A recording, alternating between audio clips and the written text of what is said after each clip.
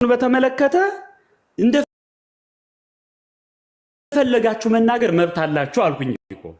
ማርያም እንዲህ ናት እንዲህ መብታችሁ ነው። እሱ የኢትዮጵያ ኦርቶዶክስ ተዋሕዶ ቤተክርስቲያን መምህራንም የሚያስተምሩትን ትምህርት ይዘው ይቀጥላሉ። እናንተም ደስ ያላችሁ ማለት ትችላላችሁ። ግን ብፁዕ አቡነ ገብርኤልን በተመለከተ እናንተን የሚመለከት ጉዳይ ስላልሆነ ነው። የማይመለከተው ለምንድን ነው?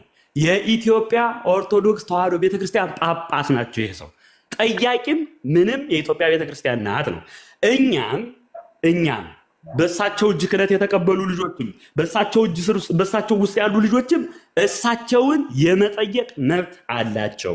ይህ በቤተክርስቲያናችን አስተምሮ ያለ ስለሆነ ነው። ስለዚህ አሁን ይህም ያከራከረን ጉዳይ ስላልሆነ እሺ ፋሲካ የመጠየቅ መብት አላቸው። አባታችሁ እስከሆኑ ድረስ ማለት ነው። አባቴ ናቸው ብዬ ብልም ምንም እሳቸውን የመጠየቅ ራይቱ አይኖረኝም ከኦርቶዶክስ ቤተክርስቲያን ስለወጣው ማለት ነው። የመጠየቅ መብት አላችሁ። እንደ አንድ ኢትዮጵያዊ ደግሞ እኔም ደግሞ ከኢትዮጵያ ኦርቶዶክስ ቤተክርስቲያን የወጣሁ ወንድም ነኝ ብዬ ወይ ደግሞ ልጆት ነኝ ብዬ አግኝቻቸው ብጠይቃቸው ከሳቸው ነው አይ ይሄን ጥያቄ አንተ ልጠይቀኝ አይገባም፣ ለአንተም ደግሞ የመለስ ግዴታ የለብኝም አለብኝም ብለው የሚመልሱት እሳቸው ናቸው። እሱ እንዳለ ሆኖ ማለት ነው። ግን እንደ ከአንድ ሃይማኖት ጥላ ስር እንዳለ አሁን ከሳቸው አህጉረ ስብከት ውስጥ አይደለሁኝም ያለሁት ወይ ደግሞ የኢትዮጵያ ኦርቶዶክስ ቤተክርስቲያን ጥላ ስር አሁን አይደለሁም ያለሁት። አሁን እኔ ከእግዚአብሔር ሕዝብ ጋር ነኝ ያለሁት ማለት ነው። ግን ትምህርታቸውን መጠየቅ ይችላሉ። ትክክል አይደለም ብለው ማለት ይችላሉ። መሳደብ ግን ይችላሉ። መሳደብ ይችላሉ። ግን ኦርቶዶክሳውያን መሳደብ ሲጀመር ለሰው ልጅም አልተፈቀደም እንኳን ለማንም መሳደብ። ግን የምንፍቅና ጉዳይ ሲነሳ ይኸውላችሁ እንደዚህ አይነት ትምህርቶች ከቤተ ክርስቲያኗ አስተምህሮ አሁን ለእናንተ የጣማችሁ አይነት ትምህርት ሲነሳ ግን የቤተ ክርስቲያን ልጅ የሆነ ከልጅቅ እስከ ላይ እስካሉት ሰዎች ድረስ ይህን ሰው ተው የማለት እረፍ የማለት ተመለስ የማለት መብት አላቸው። አሁን ይሄ እናንተን የሚመለከት ጉዳይ ስላልሆነ መምህራን ተሳደቡ እንዲህ አሉ ማለቱ አንደኛ የእምነት ሰዎች ነን ለምትሉ ለእናንተም ጥሩ ትክክል ነው ብዬ አላምንም። ማለት አስተምሮን ከሆነ ኦኬ አስተምሮን እንቀጥላለን። አስተምሮ ከሆነ እንደንትን ግን ማለት መምህራን የፈለጉትን መናገር ይችላሉ። በነገራችሁ ላይ ኃጢአቱ ለራሳቸው ነው። ቢሳደውም የሚጠየቀው ራሱ ነው። የምትጠይቀው ቤተክርስቲያን አለችው። ሰበካ ጉባኤ አባል የሆነባት ቤተክርስቲያን አለች፣ ትጠይቀዋለች። ሰው ምንድን ነው አንዳንዴ አስተምሮ ላይ ጉዳይ ከሆነ መሄድ ጥሩ ነው፣ ግን በማያገባን ባንገባ ጥሩ ነው ለማለት ነው። አሁን ወደ አስተምሮ መቀጠል እንችላለን።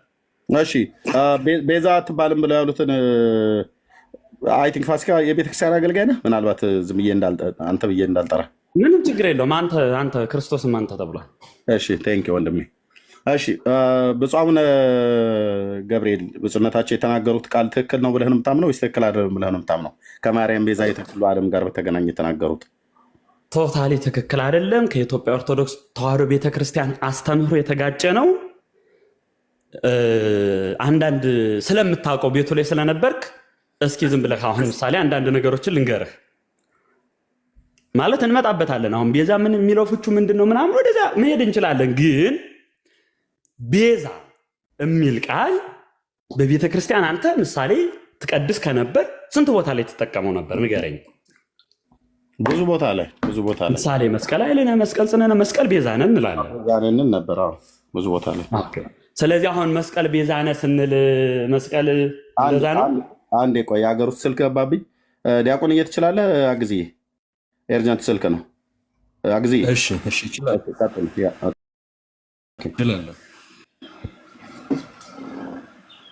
ሰላም ብያለሁ ሁላችሁንም።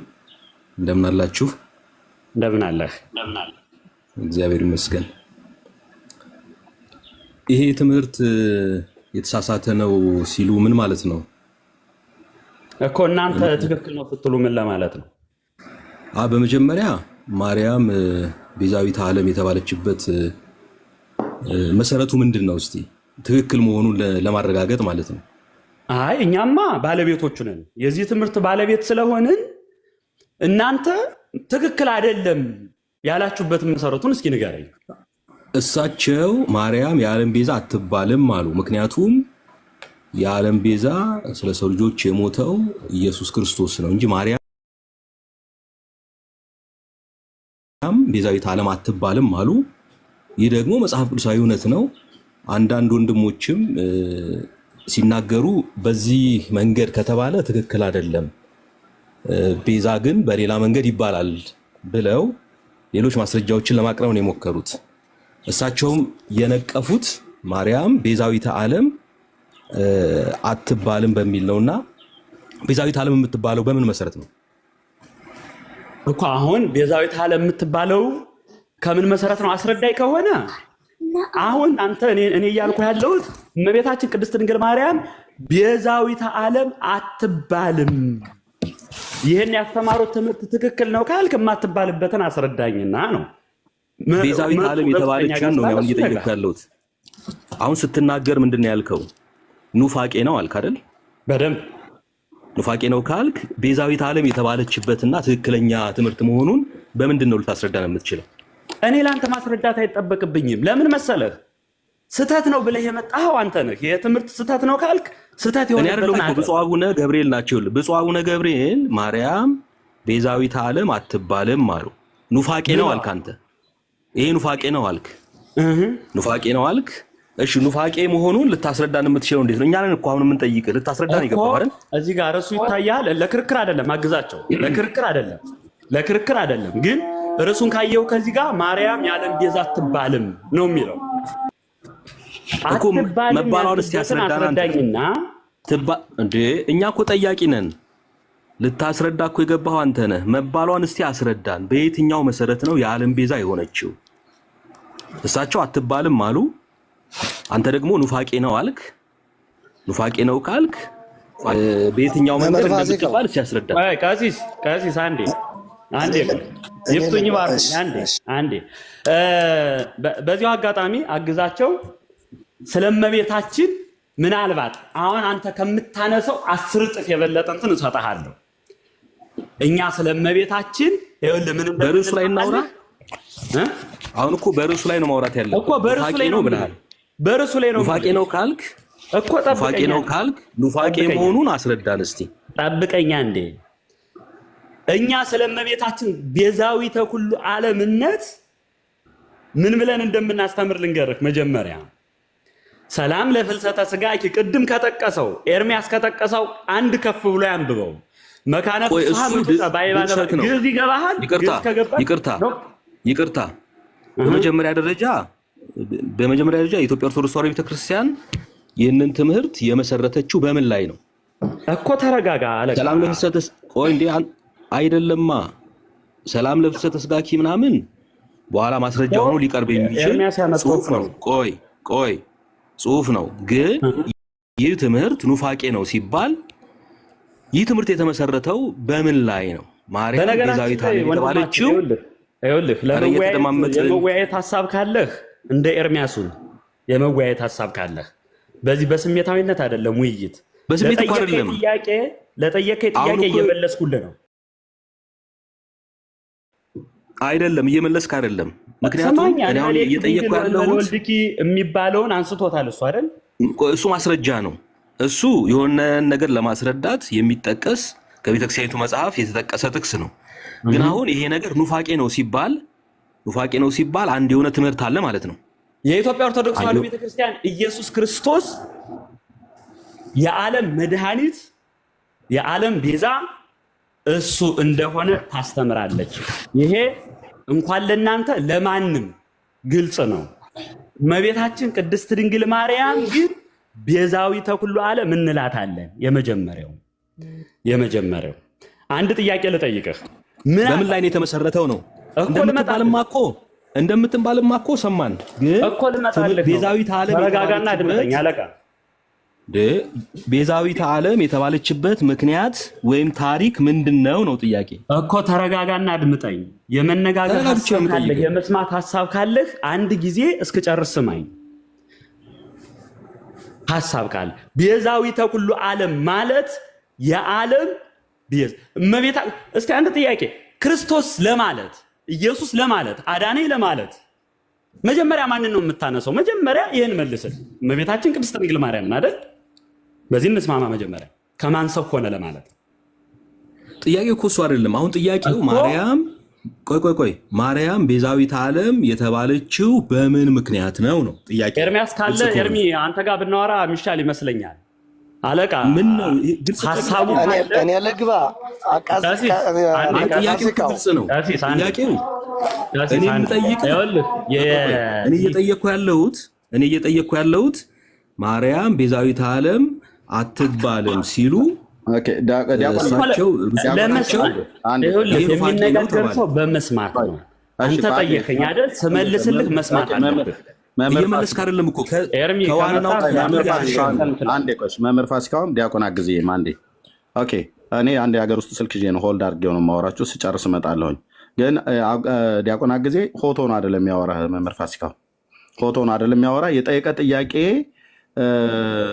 ይሄ ማርያም የዓለም ቤዛ አትባልም ብለው ብፁዕ አቡነ ገብርኤል የተናገሩት ንግግርን አንተን ሲጠይቀህ እንግዲህ አንተ በላይ ብለህ ስላልክ ነው። በእርግጥ የኦርቶዶክስ ቤተክርስቲያን መምህር መሆንን ማናቸው ቀሲስ ሲናገሩ እሳቸው እዚህ ቤት ስለሚገቡ ሲናገሩ ስለሰማው ያው እንግዲህ አንቱም ብዬ ብልህ ነበር ደስ የሚለኝ፣ ግን አንተ በላይ ስላልከኝ ግድ የለም።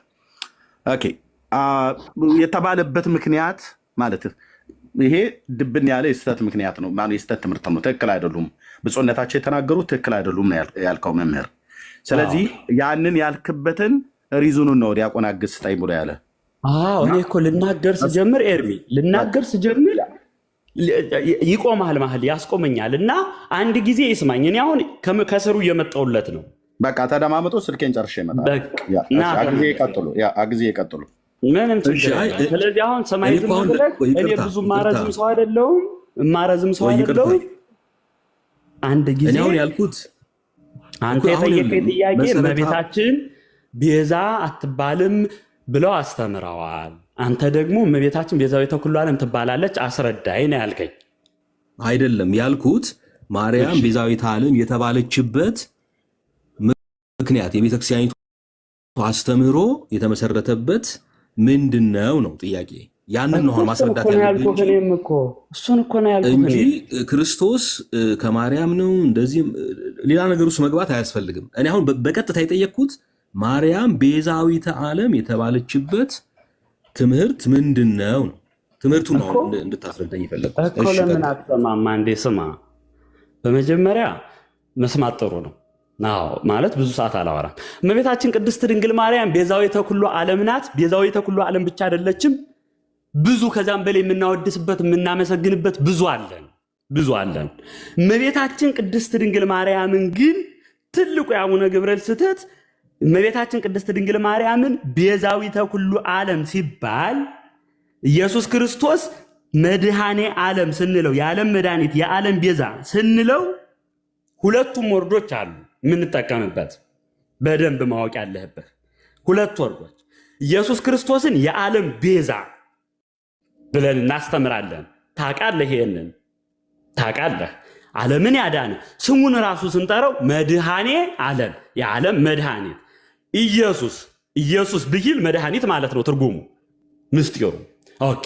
ስለዚህ ኢየሱስ መድኃኒት ኢየሱስ የዓለም ቤዛ ብላ የምታስተምር ቤተክርስቲያን እናታችን ቅድስት ድንግል ማርያምን ምን እንላታለን? ቤዛዊተ ኩሉ ዓለም ሁሉ የዳነብሽ። የመጀመሪያው በደንብ አሁን ማለት ትቀበለዋለህ ብዬ ባላስብም ቤዛ ተብሎ ሲፈታ ግዕዝ ካላወክ ልንግባባ አንችልም ነው የመጀመሪያው። አግዛቸው ምሳሌ ላንሳለህ።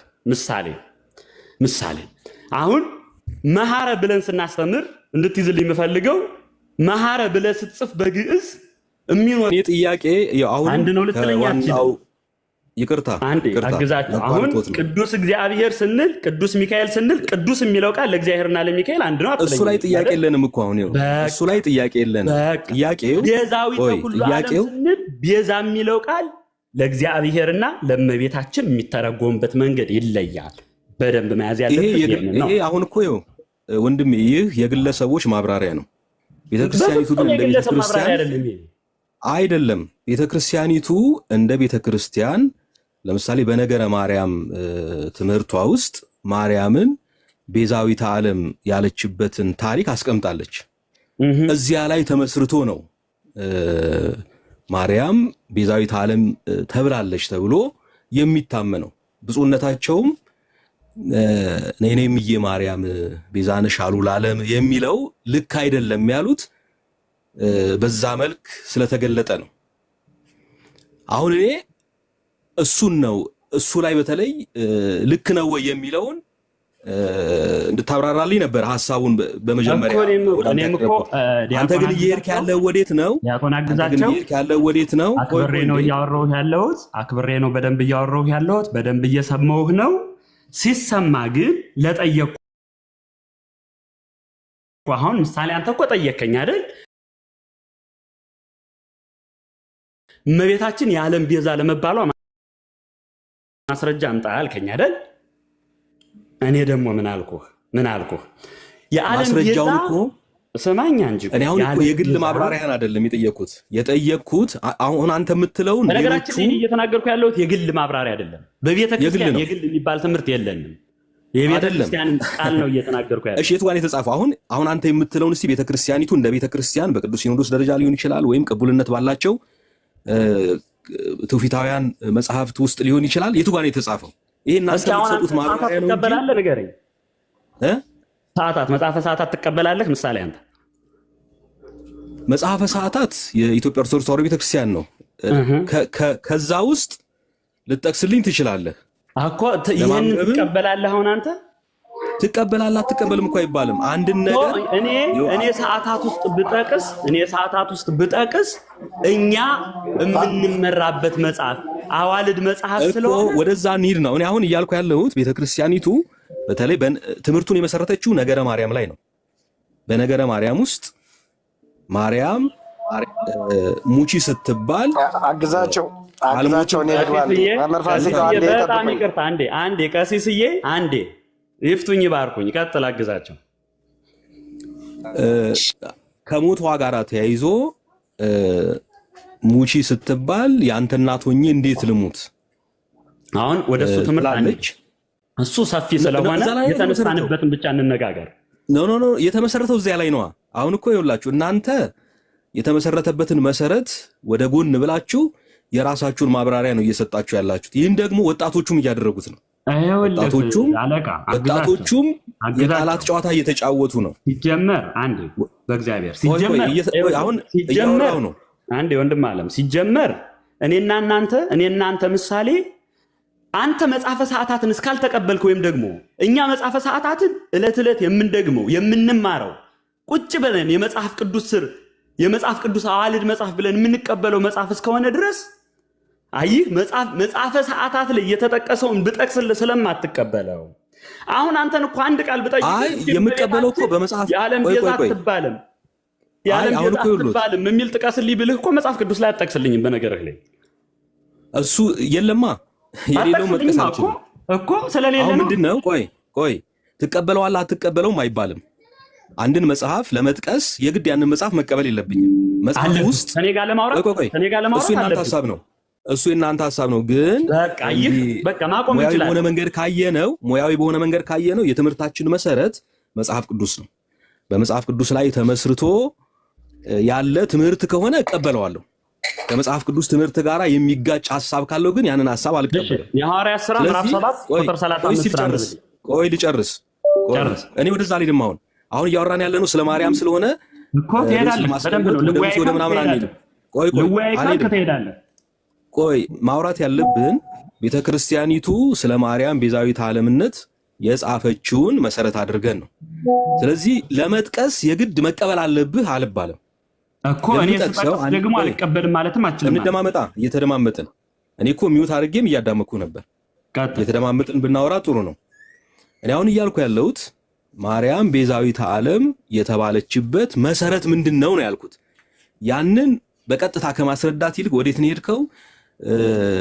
ቤዛ የሚለው ቃል እንደዚህ ከሚለው ግስ የመጣ ነው ምናምን በሚል እና አሁን ወጣቶቹ ለማደነጋገር ወይም ይሄንን ታሪክ ለመሸሽ የሚጠቃቅሷቸውን ሐሳቦች ነው አንተም እየሄድክባቸው ያለው። እንደሱ ሊሆን አይገባም። ቤተክርስቲያኒቱ ቤዛዊት ዓለም ያለችው ከምን ተነስታ ነው? ብለን ታሪኩን ስናይ አግዛቸው ልጨርስና ታወራለህ። ስለተረዳሁ እኮ ነው አለቃ፣ በደንብ ስላወራ ልጨርስ። አልጨረስኩም ሐሳቤን። ስለዚህ አሁን ነገረ ማርያም ውስጥ ያለውን ማርያም ቤዛዊተ ዓለም የተባለችበትን ታሪክ ትቀበለዋለህ ወይ ነው የኔ ጥያቄ።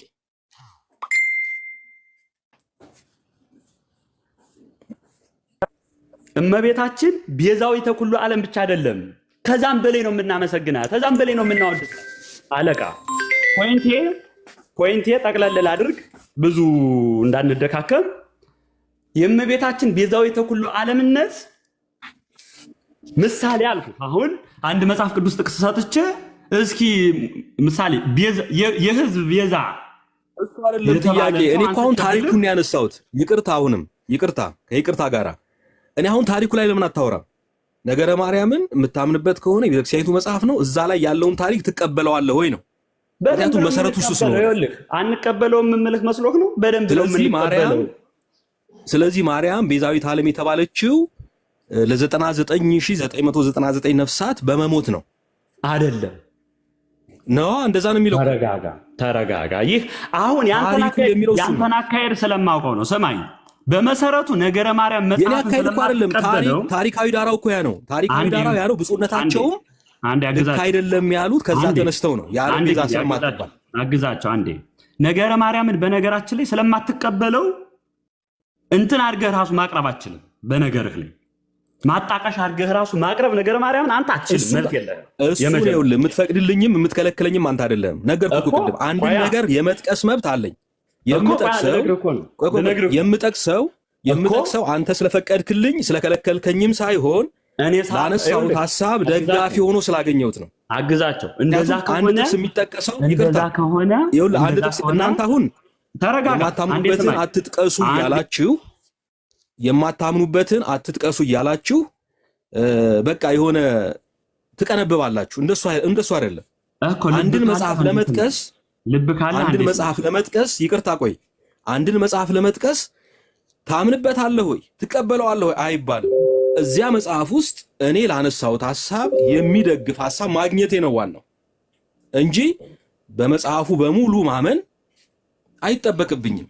በቃ ስለዚህ አንተም ነገረ ማርያምን ቆይ ነገረ ማርያም ላይ የተጻፈው ማርያም ቤዛዊተ ዓለም የተባለችው ለ99999 ነፍሳት ሞታ ነው።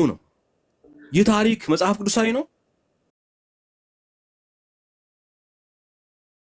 የታሪክ ማርያምን ቤዛዊተ ዓለም ያሰኛት ነው። አለቃ ጨረስክ? ልቀጥል? መልካም ከጨረስክ አመሰግናለሁ። ዳጊ ጨርሻለሁ። እኔም ጨርሻለሁ። አንዴ ካገዛቸው ጋር አንድ ሰከንድ ፈልጌ ነው። አገዛቸው መውጣት ይችላል። አገዛቸው ለምሳሌ እፎይ ከሙስሊሞች ጋር ሲወያይ በቁርአን ማመን የለበትም። በቁርአን ማመን ከሌለበት አንድ ጊዜ ቀርታ አታቋርጡኝ።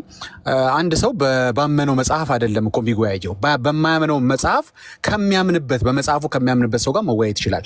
ለዚህ ማሳያ ምስክሩ እፎይ ይባላል። ለምሳሌ ብዙ ወንድሞችን መጥራት እንችላለን።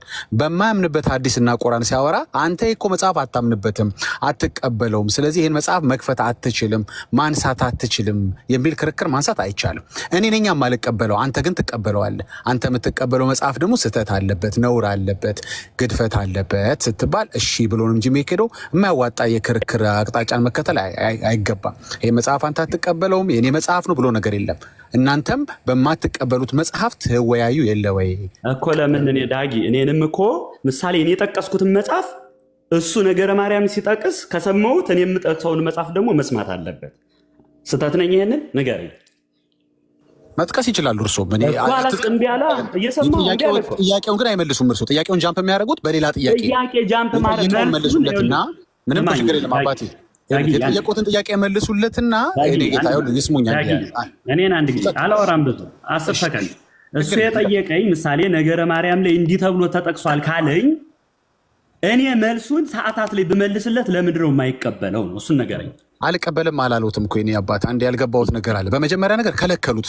ከዛ ላይ መጥቀስም አትችልም ብለው ከለከሉት። አይ መከልከል አልነበረቦትም። እርሶ ትችላለህ፣ መጽሐፍም ባይሆን በቁርአን እንደምትወያየው እኛም እንደምንወያየው ትችላለህ በሉ። መጀመሪያ ይሄንን አላሉም እርሶ። አንደኛ። ሁለተኛ ነገር የጠየቁትን ጥያቄ በጥያቄ ነው የሚመልሱለት። ሲጨርሱ ይሄን መለስኩልህ፣ እንግዲህ ይሄን ጨረስን፣ አሁን ደግሞ የኔ ተራ ነው በዚህ ጉዳይ ልጠይቅህ ይበሉት። እርሶ በክልከላ ነው የጀመሩት። አባቴ ቅርታ አድርጉልኝ። ዳጊ ቴንኪው፣ አክብሮት አለ ለአንተ፣ አነጋገርህ ደስ ይላል። ዲያቆን አግዛቸው፣ ዲያቆን አይ ቲንክ ዲያቆን አልልህም፣ ዲቁና ከቤተ ክርስቲያን ስለተለየህ ማለት ነው። አግዛቸው። አሁን ውይይት ስለሆነ ውይይት ሲሆን አንዱ እየተደማመጠ ቢሆን ጥሩ ነው። አሁን እኔና ኤርሚያስ ስናወራ ሰማህና አይደል? መጀመሪያ ሐሳብ አነሳ፣ ሐሳቤን አስጨረሰኝ፣ ከዛ ላይ አንስቶ ሄደ። እንደዛ ነው መሆን ያለበት። እንዲህ በእንደዛ አይሆንም ማለት ስለማይሆን ነው። ለምን መሰለህ? እንተዋወቃለን። በደንብ ስለምንተዋወቅ በዚያ መንገድ አይመለስም። የአንተም ጥያቄ አይመለስም፣ የኔንም ንግግር አትሰማም። ስለዚህ ለዛ ነው አሁን ጠቅለል ሳደርግ ሐሳቤን ጠቅለል ሳደርግ እመቤታችን ቅድስት ድንግል ማርያም ቤዛዊተ ኩሉ ዓለም ዛሬም እንላታለን። ትናንት ያለፉ አባቶቻችንም ሲሏት ኑረዋል። ወደፊትም ምን አድርጋ ነው? እኔ ጥያቄ አሁን ተረጋጋ እኮ ሰማኝ እስኪ እኮ ተመልሼ መጥቻለሁ። አንዴ ከይቅርታ ጋር ታብና ኮፒ ሊንክ ሼር አድርጉት፣ ትቀጥላላችሁ። እሺ አንዴ መምህር፣ እሺ ቀሲስን ማን ያወረዳቸው? ኦኬ መርጌታ ገብተዋል። ኤርሚ አቤት። አሁን ለአንተ ክብር አለኝ። የምትናገርበት መንገድ፣ የምትሰማበት መንገድ እና እንዲህ ኮንቨርሴሽን ሲሆን መደማመጥ ይፈልጋል እኮ አይደል ኤርሚ? ልክ ነው። እሰማሃለሁ፣ እኔ እላለሁ። እንደዛ በጣም እንደዛ ካልሆነ ማውራትም ስለማይቻል ነው። አመለሸጋም ወንድም ነው፣ በጣም በእርጋታ ነው የሚሰማው።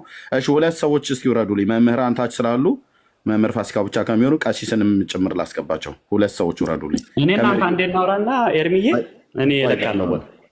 ቆይ አንዴ ቆይ። አይ እርሶ እያሉ ቀሲስ አንደኛ መውረድ አልነበረባቸው። ሌላ ችግር የለም። እኔ እናንተ እንቀጥል አንድ ሁለት ደቂቃና እንጨርሳለን። ከኔ ጋር የጀመርነውን እንጨርስ እንጂ ጥያቄ አልተመለሰልኝም። አግዛቸው ለማውራት እውነቱን ልንገርህ አንተም ማለት ለመስማት ፈቃደኛ ስላልሆንክ ምን ማለት ነው? ፈቃደኛ ነኝ እኮ እየሰማሁ ነው እኮ። በቃ እየሰማሁ ጭምር እኮ እየሰማሁ ነው። ከሰማኸኝ ምሳሌ ጠየቅከኝ ጥያቄ ምን ብለህ ነገረ ማርያም ላይ እንደዚህ ተብሏል አልከኝ። ሰማሁ። እኔ መልሱን እየመለስኩ ነው። መልሱን እኔ ስመልስ መጽሐፈ ሰዓታት ላይ ምሳሌ ብመልስልህ ያንን መልስ መስማት አለብህ ነው። ጥያቄን በትክክል አልተረዳኝም ማለት ነው። እኔ አሁን ሰዓታትን አትጥቀስ አይደለም ያልኩት። ማርያም ቤዛዊተ ዓለም የተባለችበት ብዙ ቦታ አለ፣ በተለይ ሰዓታት ውስጥ ብዙ አለ። እሱ አይደለም ጥያቄ። የኔ ጥያቄ መሰረቱ ምንድነው ነው። ማርያም ቤዛዊተ ዓለም ያሰኛት ምንድነው? እንደተባለችማ እኮ ይታወቃል። እኔም የማርያምን ጭምር ድረስ ሄዷል። ከቤተ ክርስቲያን መጽሐፍት ወጥቶ በምዕመናን መዝሙር ውስጥ ወይም ዘፈን ውስጥ ሁሉ ወጥቷል። እስከዛ የደረሰ ነው። እኔ አሁን ጥያቄ እንደዚህ ተብሎ አልተጻፈም ወይ ሳይሆን ማርያም ቤዛዊተ ዓለም የተባለችው በምን ምክንያት ነው? በምን መሰረት ነው? ምን ይደንቃል? ይሄ እኮ ነው የኔ ጥያቄ። ምን ይደንቃል አይደለም። አሁን መሰረቱን ለምን አትነግረኝም? መሰረቱ ምንድነው ነው ጥያቄ። ከዛ በኋላ ካልተረዳን እኛም እንረዳ እስቲ። መልሳችን የእኛና የእናንተ አስተምሮ ልዩነቱ አንዱ የነገረ ድነት ትምህርት ስለሆነ ነገረ ድነት አስተምሯችን እኛ ክርስቶስ አዳንን ለማለት ክርስቶስ ለመወለድ በራሱ አንዲት ንጽሕት የሆነች ሰው ይፈልግ ነበር።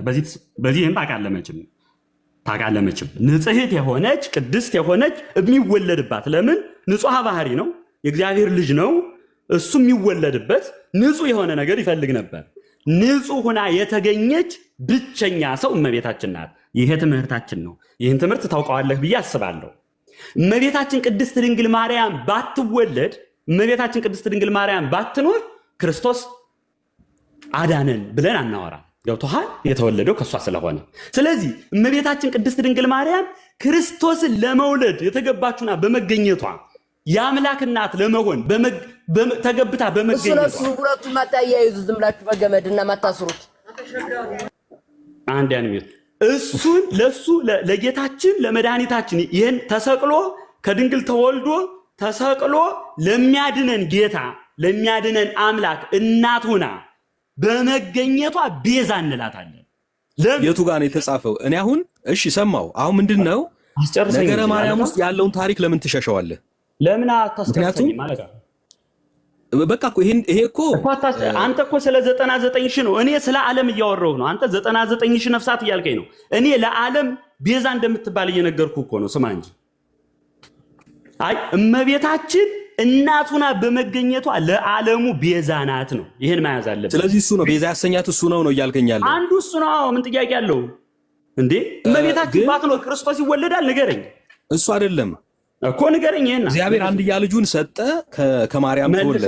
በቃ እሱ ምንም ባትኖር ኖሮ አይባልም። ድንግል ማርያም ባትኖር ክርስቶስ ኖሮ አይባልም ነበር። ከማን በቃ መረጣት፣ ከሷ ተወለደ። እሱ አይደለም ጥያቄያችን። አሁን እኮ ስለመረጣት አንደኛ እናት መሆን ቤዛ ያሰኛል ወይ?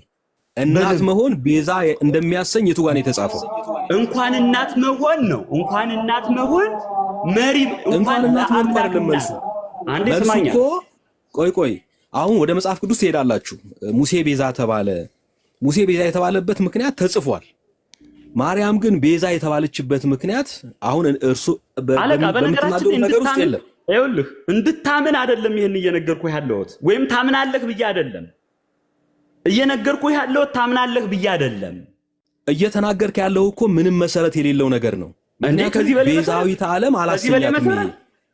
ቤዛዊት ዓለም ያሰኛት እንግዲህ ነገረ ማርያምን ምንጭ አድርገን ካየን ቤዛዊት ዓለም ያሰኛት 99999 ነፍሳትን ስላዳነች ነው። ሞታለች፣ በመሞት ነው ቤዛ 99000 ምናምን ነፍሳት አልከኝ። እኔ ደግሞ ለ99000 ብቻ ሳይሆን ለዓለም ቤዛ ናት እያልኩህ ነው። እኔ ደግሞ የቱ ጋር ነው ለዓለም የሞተችው?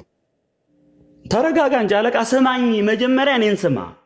የአምላክ እናት ከሆነች አምላክ ከሷ ተወልዶ ካዳነህ አይባልማ። ቤዛ ያሰኛት ማለት ስህተቱ ምን ላይ ነው? አስረዳኝ። ቤዛ እምነ ያሰኛል እንጂ ወይም እመቤዛ ኩሉ ዓለም ያሰኛታል እንጂ ቤዛዊት ዓለም አያሰኛት። ተረጋጋ። የቤዛችን እናት ነው የሚያሰኛት። የቤዛችን እናት ነው የሚያሰኛት እንጂ ያስተምሯችን መለየት ስለሆነ አንተም እንድታምን እኮ አይደለም። ቤትኛው አሁን እኮ እናቱ ናት ነው አይደለ? ሲደመደም እናቱ ስለሆነች ነው ቤዛ የሆነችው እያልክ ነው እኮ። የኔን ጥያቄ እመቤታችን እናት መሆን እስቲ አዳምጥ እባክህ። አንተም እናት መሆን ቤዛ የሚያሰኘው የቱ ጋር ነው እኮ? እኔ ስመልስልህ ደግሞ አንተ ስማ። እመቤታችን እናቱ ባትሆን ጌታ ከማን ተወልዶ ቤዛ ይሆንክ ነበር? ይሄን ባትሆን አይባልም እኮ። በቃ ባትሆን አይባልም። ኦሬዲ ሆናለች ይባላል። ንጹህ ዘር ሆነች። ከእርሷ ተወለደ፣ መረጣት። እሱ ላይ አይደለም ጥያቄያችን ያለው። ግን እናቱ መሆኗ ነው እርሱን መውለዷ ቤዛ ያሰኛታል። የቤዛችን እናት ነው የሚያሰኛት እንጂ በፍጹም። ስማ መጀመሪያ እመቤታችን ባትወለድ ክርስቶስ ከማን ይወለዳል? ይመልስልኝ። በቃ ተወለደ ከማርያም። በቃ እኛ እመቤታችን ባትኖር ክርስቶስ ሊወለድ አይችልም። ከእመቤታችን በነሳው ስጋና ደም ነው ያዳነን። ምንም ጥያቄ የለውም ይሄ። አንተ ከእመቤታችን በነሳው ስጋና ደም አይደለም ያዳነን ካልከኝ አንተ አቡሊናሪዎስ ነህ ነው የምልህ። አንተ ንስጥሮስ ነህ ነው የምልህ፣ ሌላ አይደለም። ስለዚህ ጨርሻለሁ። 16 ሰከንድ አለችን። ጨርሻለሁ። 16 ሰከንድ አለችን። ጨርሻለሁ። እመቤታችን ቅድስት ድንግል ማርያም ትናንትም አባቶቻችን አባ ጊዮርጊስ ዘጋስጫና ቅዱስ ኤፍሬም ዛሬም እኛ ነገም ወደፊት ቤዛዊተ ኩሉ ዓለም ስትባል ትኖራለች። እግዚአብሔር ይስጥልኝ። መቀጠል ይችላል። እሺ ቢኒ የምጠይቀው ካለ አመሰግናለሁ። ቆይ መምህር ቀሲስ አሁን ቢኒ የሚናገረው ይናገርና ቀሲስ ሚዩት ያርጉት። ድምፅ አለ እርሶ ጋር ቅዳሴ ስላለ ማለት ነው። ቢኒ የምጠይቃቸውም ጥያቄ ካለ ለመምህር ፋሲካው ጠይቃቸው፣ ካልሆነ የምታወራው ነገር ካለ 3 ደቂቃ ለአንተ ልስጥና አውራና ከዛ ቀሲስ ረጅም ሰዓት ስለቆዩ እሳቸውን እናወራለን። ከላይ ደግሞ መጋቢ ሐዲስም ገብተዋል መምህር፣ ከእሳቸውም ጋር እናወራለን። እኔም መርጌታም ስላለን ማለት ነው፣ ዲያቆንም ስላለን እና መምህር ፋሲካውን መቀጠል ይችላሉ። አሁን አንተ 3 ደቂቃውን ተጠቀም። ከ01 ከ04 ታቆማለህ። 3 ደቂቃውን ከፈለክ መጠየቅ ከፈለክ መናገር ትችላለህ። በቃ አሁን እኮ ይኸው መምህር ፋሲካው እዚህ ውስጥ ሁላችንም እንግዲህ የሰማናቸው ነበር። ምንድን ነው ያሉት? ቤዛዊተ ዓለም የምንላት ያው ግዕዙን ስትጠቅሱ ግዕዙ ምናምን አሉ። ያው ግዕዙ ባይዘው የኢትዮጵያ ነው፣ የኦርቶዶክስ አይደለም። እባክዎትን እኔ እንደዚህ አይነት ፖለቲካ ኦርቶዶክሳውያን አትስሩ። ግዕዝ የኢትዮጵያ ነው። ኦርቶዶክስ አልፈጠረችውም። ኦኬ። ግን ምንድን ነው ማድረግ የምትፈልጉት? በሰው ጫንቃ ላይ ቀንበር መጫን ስለምትፈልጉ እችንም አለኛ ተዋት ነው የምትሉት። አንደኛ እሱ ነው። ሁለተኛ ነገር ንጹህ ዘር ስትሉ ነበር። ንጹህ ዘር አሁን መጽሐፍ ቅዱስ ላይ ፈልገ ማርያም ንጹህ ዘር ስለነበረች መረጣት የሚል አታመጣልኝ። የለም፣ ተረት ነው። ተረት ሁለት ትላላችሁ እዚህ ጋር። ሶስተኛ መጽሐፉ ማይለውን ዝም ብላችሁ ስትሉ እኛ ቤዛዊተ ዓለም እንላታለን፣ እሱ የዓለም ቤዛ የሆነውን ስላስገኘች እኛ ቤዛዊተ ዓለም እንላታለን። ማርያም ባትኖር ክርስቶስ ስጋና ደምን ከሰው አይነሳም። ማን ያለው? ከየት ነው ያመጣኸው? የለም መጽሐፍ ቅዱስ። ስጋን አዘጋጀልኝ ተብሎ የተጻፈው ጥንት ነው። ጥንት ኢየሱስ ከመወለዱ በፊት ስጋ የተዘጋጀለት ነው። ኦኬ። ማርያም ኖረችም አልኖረችም ጌታ በወደደው ያደርገው ነበረ። ነገር ግን መጽሐፉ ማርያም ስላለ ከማርያም ስጋን ነስቷል። አለቀ። ይሄንን እናውቃለን። ስጋና ደም ከእሷ ነስቷል። ከዛ ውጭ የተለየ ማርያም ተብሎ የተለየ የተሰራ ታምር የለም። ነገር ግን ልትመልሷት ስለማትችሉ ለምንድን ነው ልትመልሱ ያልቻላችሁት? በማርያም አምልኮ ውስጥ ነው ያላችሁት። ጌታ ኢየሱስ ክርስቶስ ስራውን የሰራውን ትታችሁ ኦኬ የወለደችውን ማርያምን ነው አምልኮ ውስጥ ያስገባችሁት። ስለዚህ የማርያም አምልኮ ጥማት ስላለባችሁ ምንድን ነው የምታደርጉት? ስራውን የሰራውን ትታችሁ ማርያምን እያመለካችሁ ስለሆነ ባይ ኤኒ ሚንስ ኔሰሰሪ ጌታ ኢየሱስ ክርስቶስ የተጠራበትን ስሙ እኮ እሱ ግብሩም ነው። ኢየሱስ እኮ አዳኝ ሲባል አዳኝ ስለሆነ ነው። ኦኬ የዓለሙን ሕዝብ ያድናል። ስለዚህ ስሙንም የዓለምን ኃጢአት ያስተሰርያል። ስለዚህ ስሙንም ኢየሱስ ትየዋለች ተብሎ ግብሩ ከስሙ ጋር የተያያዘ ነው። ያለ ግብሯ ግን ስም ትሰጣላችሁ። መጽሐፉ ሰጥቷታል? አልሰጣትም። ስምና ግብር አብሮ መሄድ ነው። ማርያም ቤዛዊተ ዓለም ካላችሁ የዓለም ቤዛ መሆን ያለባት እሷ ናት። ማርያም ቤዛዊተ ዓለም ካላችሁ በመስቀል ላይ መንጠልጠል የነበረባት ለሰው ሁሉ ልትታረድ የተገባት እሷ ነበረች። አይደለችም። ግን እሱም መመለስ አትችሉም። ለምን? መጽሐፉ አይልም። ከዚህ ተረት ውጡና እውነተኛውን ቅዱሱን የእግዚአብሔርን ቃል አስተምሩ። ሚዩት አድርገው። ቴንኪዩ ኤርሚዬ። ጨርሰናል። እኔና ቢኒያም ቃሲስም ስላሉ ከላይ መጋቢ አዲስም ስላሉ አይ ቲንክ የሚቆዩ ከሆነ መምህር ፋሲካ ከኔም ጋር በኋላ ሊያወሩ ይችላሉ። በቃ ወጣው። አይ ቻው ልበል። አይቆዩም። ቴንኪዩ ሁላችሁንም አመሰግናለሁ። ቢኒን አግዛችሁ ኤርሚን አይ ቲንክ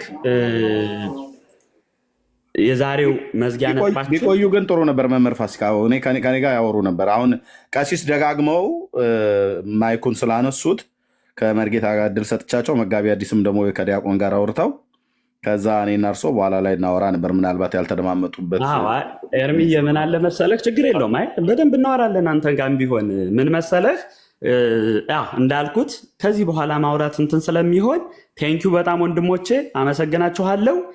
አንድ ነገር ብቻ እርግጠኛ የምንሆነው የእኛና የእናንተ ትምህርት ተመሳሳይ ስላልሆነ መልሳችን አንድ ሊሆን ስለማይችል እኛም ስንመልስ እንደማትቀበሉት እያወቅን ስለሆነ እናንተም ስትሉ ደግሞ ለምን የነገረ ድህነት አስተምሯችን የተለያየ ስለሆነ ኤርሚን በዚህ በኩል ስለምታውቀው ለዛ ነው። አመሰግናችኋለሁ፣ ወዳችኋለሁ። ቃሲስ አቤት መርጌታ የሚለውን አላውቅም። ለእኔን ነው። ሰላም ነዎት? እንደምን አሉ? እግዚአብሔር ይመስገን። መጽሐፍ ቅዱስ አሁን መጽሐፈ ሰዓታት ምናምን ነገር እያሉ ነበረ። እርስዎ ግን በእግዚአብሔር ቃል ላይ በመጽሐፍ ቅዱስ ቤዛ ስለሚለው ነገር ሲነገር ያው በብዙ ቦታ እንደተጠቀሰው ገንዘብን ቤዛ እንደተባለ ይነገራል። ቤዛ ነፍሱ ለብእሲ ጥሪተ ብዕሉ ይላል። ቤዛ ነፍሱ ለብእሲ ጥሪተ ብዕሉ። ሙሴም ቤዛ ተባለ፣ ሌላም ገንዘብም ቤዛ ተባለ። ማንም ምንም ይባል የተባለው ተብሏል። ማርያምን በተመለከተ ግን አንድ ጥቅስ ማርያም ቤዛ ስለመሆኗ አንዲት ጥቅስ እንኳ ማምጣት አልቻሉም። መላምት ነው የተጠቀሙት። ምንድን እናቱ ከሆነች ከእርሷ ከተወለደ ቤዛ መሆን አትችልም አሉ እንጂ በእግዚአብሔር ቃል ማስደገፍ ግን አልቻሉም። በጣም የገረመኝ አፈርኩ። እኔ በእውነት በእርሶ ይቆዩኝ እንጂ ወሬ ስላልጀመርን እርሶ ጋር የማወራበት ጉዳይ የለም። ስለዚህ ስምዎትንም ያስተካክሉት። መርጌታ የሚለው የቤተ ክርስቲያኗ ስም ነው፣ ያጥፉት። እሱን ለእርሶ የሚገባ ስም አይደለም። አሁን ሌሎቹ ጋር ጨርሰናል። እንደ አዲስ የምናነሳው ጉዳይ የለም። ግዕዙንም የለማ ጥቅስ ስለሌለ ነው እኮ ተቸገሩ እኮ አየሆት። በጣም ምጥ ነው የሆነቦት። ከየት ያምጡት? እናት ስለሆነች። ከዚህ ውጭ ግን አንዲት ማስረጃ እንኳን ማቅረብ በነገሮት ላይ እኔ ለእርስዎ ማስረጃ ማቅረብ አይጠበቅብኝም። በእግዚአብሔር ማስረጃ ማቅረብ አይጠበቅብኝም። ለምንድን ነው እርስዎ የተደገፈ ነገር ልጨርስ? መናፍቅ ስለሆኑ እርስዎ መናፍቅ ስለሆነች ስለሆኑ ለእርስዎ መልስ መስጠት አይጠበቅብኝም።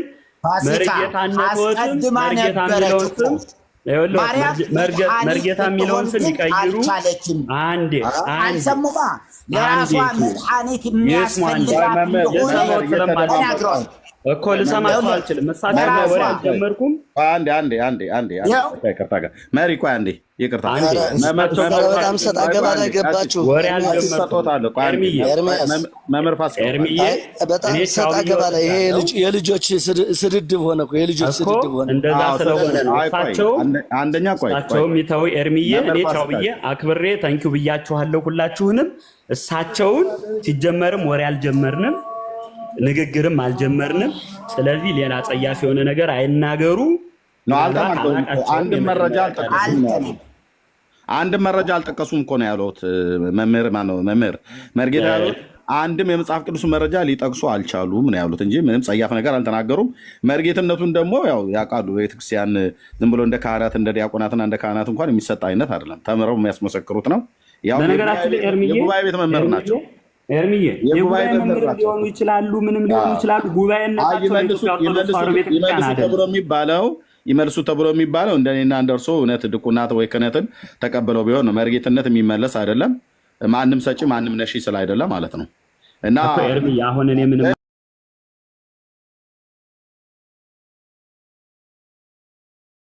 ኖ መብታቸው ነው። የጉባኤ ቤት መምህር ናቸው። የቅኔ ቅዳሴ የስሙ መምህር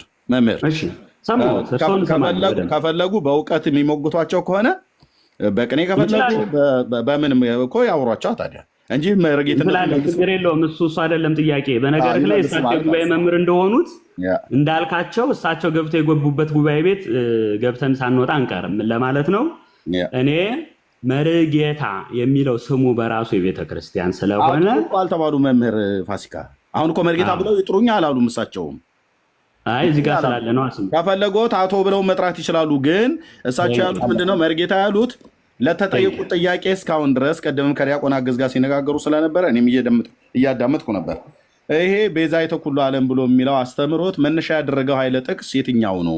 የቅዱሳት መጽሐፍትን የመጽሐፍ ቅዱስን ትምህርት መሰረት ያደረገ ነው ወይ? ብሉያት ወይ አዲስ ኪዳን መሰረት ያደረገ ነው ወይ? ማርያም ቤዛይተ ኩሉ ዓለም ብሎ የሚለውን ትምህርት ወይ ደግሞ እውቀት ወይ ደግሞ አስተምሮት ቤተክርስቲያኒቱ የመሰረተችው የትኛው ላይ ነው? ከነገረ ማርያም መጽሐፍት ላይ የተቀዳ ወይ ደግሞ እሱን መሰረት ያደረገ ነው ብሎ ነው ዲያቆን አገዝም ሲናገር የነበረው። እና ለዚህ ደግሞ እርስዎ መጽሐፍ ቅዱስን መሰረት ያደረገ አንድ ጥቅስ ሲንገሩን ተብሎ ሲባል ስላላቀረቡ መርጌታ አለሁኝ ሰምቻለሁ ነው ብሎ ያቸው ማለት ነው። ኤርሚያ አነጋገርህን በጣም አከብራለሁ። እንትን የምትልበት መንገድ ደስ ይላል። አሁንም ደግሞ የምናገረው እኔ የምሰጠው መልስ ለእናንተ መልስ እንዲሆን አይደለም። የኢትዮጵያ ኦርቶዶክስ ተዋሕዶ ቤተክርስቲያን መልስ ነው የምመልሰው። ምን ማለት ነው? ያንን መልስ ብትቀበሉት ባትቀበሉት የኔ ፖይንት አይደለም። የኢትዮጵያ ቤተክርስቲያን አስተምሮ ከእናንተ ጋር አንድ ሊሆን ስለማይችል ሲጀመርም አንድ ስላልሆናችሁ ስለሆነ የወጣችሁ መርጌታ ቤተክርስቲያን አገልጋይ ነበር፣ ዲያቆን አግዛቸውም ነበር፣ መርጌታም ነበሩ። ቤተክርስቲያኗ ውስጥ አልተመቸንም ትክክል አይደለም ብለው ነው የወጡት። መልሱ ይሄ ነው ብለው ኖ አልወጡም። እሳቸው ግን ያው መልሱ ለመቀበልም ላለመቀበልም መምህር ፋሲካው ይሄ ነው መልሱ። የኢትዮጵያ ኦርቶዶክሳዊት ቤተክርስቲያን በዚህ ጉዳይ ላይ የማርያምን ቤዛነት ለማስረዳት የምትጠቀምበት የቅዱሳት መጽሐፍት መነሻው ጥቅሱ ይሄ ነው፣ ከብሉይ ወይ ከአዲስ ኪዳን ጠቅሰው፣ ካልሆነ ደግሞ ከቀኖና መጽሐፍቶችም ከሆነ ከመጽሐፈ ሰዓታትም ይሁን ከሌሎቹ ላይ ከነገረ ማርያምም ከሌላ መጽሐፍት ላይ ከቅዳሴውም ላይ ካለ ወይ ከጾመ ድጓም ወይ ከዚቅም ላይ ካለ ጠቅሰው ከዚህኛው ክፍል ላይ መነሻ አድርገን በዚህ ቃል መሰረት ማርያምን ቤዛዊተ ኩሉ ዓለም እንላታለን፣ ቤተክርስቲያን ትላታለች። ይሄን ነው መልሱ ብለው ይሄንን የሰጡን ምንም አይነት ኤቪደንስ ያቀረቡት መረጃ የለም ነው። ኤርሚ መጀመሪያ አንተ ኑረህ በዚህ መንገድ መጠን ቢሆን እንዲህ ባልተዳረገ አንቀበልም ጊዜ የለኝም ለተቆየን ለዛ ነው። ቴንኪው ኤርሚዬ ቴንኪው። ኤርሚ ለምን መሰለህ ያልኩኝ ምንድነው ሰዓታት ላይ ተጽፏል። በቃ ያለው ቆይ መምህር ፋሲካው መውጣት ፈልገዋል ይመስለኛል። ረጅም ሰዓት ስለቆየው ነው። መርጌታ የሚለው ስም የቤተ ክርስቲያን ስለሆነ በዛ ስለነበሩት ይቅርታ ዋናው ፋሲካ ምን መሰለ፣ ዋናው እውቀቱን ይዞ መገኘት ነው። ማርያምን ያልኩህ ግን በዚህ ሁሉ ህዝብ ፊት 1700 ህዝብ አለ። አንዲት መረጃ ማጣት ግን መምህር ነኝ የሚል ሰው አንዲት መረጃ ማጣትና ዝም ብሎ መሽከርከር እናቱ ስለሆነች የእርሶ እናት መቅደስ ውስጥ ትገባለች ወይ አለ ብንያም።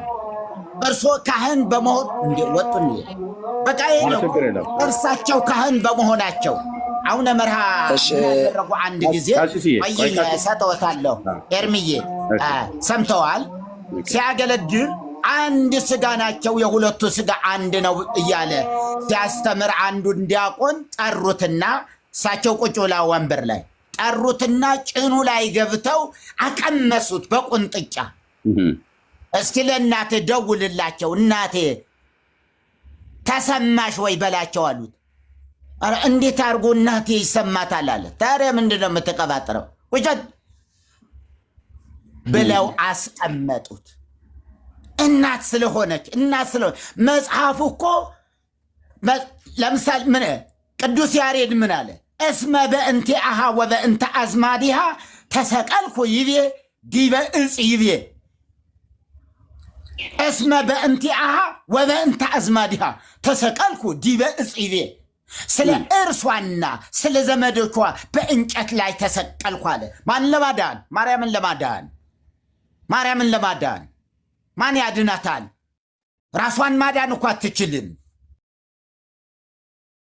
ማርያም በእንተ ዝናፈቅረኪ ብሎ የሚለውንም ተጠቀሙ። ቤዛ የሚል ቃል አልተጠቀመም አባ ሕርያቆስም። ምክንያቱም እዚህ ቅዳሴን ሁሉ የምናቅ ሰዎች ነን ያለኑ አላለም። ኦኬ። ከዛ ደግሞ ምን አሉ? አሁን ቤዛ ብሎ የሚለውን ቃል ከየት ነው ያመጡት? ምንም አሁን የማርያም ቤዛ ብሎ ማለቱ ከየት ነው ያመጡት ተብለው ሲጠየቁ መረጃ ብለው ያመጡት ነገር አንድም ውሃ የሚያነሳ ነገር የለም፣ ሚዛን የሚደፋ ነገር የለም። ከየትም አታመጡትም። የእውነት ስንነግራችሁ ኦርቶዶክሳውያን ወንድሞቻችንና አባቶች፣ አገልጋይ ካህናት የተባላችሁ ከየትም አታመጡትም። አንዴ ስማኝ። አሁን እኔ የምልህ ያለው አንተ ራሱ ቃሲሴ ልጨርስና ከየትም አታመጡትም። ቢያመጡት ኖሮ ቅድም መርጌታ እንዳሉት መምህር ፋሲካውም ራሱ ባሳዩ ነበር። ሲጠየቁ እሳቸውም አንዲት መረጃ አልሰጡም። ከዲያቆን አገዛም ጋር ሲጠይቅ እባክህ መምህር ዋናው ክፍል ላይ የሚናገረው ኃይለ ቃል ካለ እሱም መሰረት ያደረገ ከብሉይ ወይ ከአዲስ ኪዳን ጠቅሳ አሳየኝ አለው ዲያቆን አገዝ። መምህር ፋሲካው ሊያሳዩ አልቻሉም። ዙሪያ ጠምጥም ነበር የሚሄዱት የነበረው ማለት ነው። መጨረሻ ላይ መርጌታም ሲጠይቋቸው አንድ ጥቅስ እንዴት አያሳዩም እርሶ መምህር ሆነው ተብለው ሲባሉ ለእናንተ የማሳየት ግዴታ የለብኝ፣ ምክንያቱም እናንተ በነገረ ድነት ከኛ ጋር ስለማትስማሙ ብለዋሉ። ወይ ደግሞ መጽሐፈ ሰዓታትን እንኳን ይጥቀሱ ብለናል እኮ እኛ። ነገረ ማርያም ነው መጽሐፈ ሰዓታት የፈለጋችሁትን መጽሐፍ ጥቀሱ።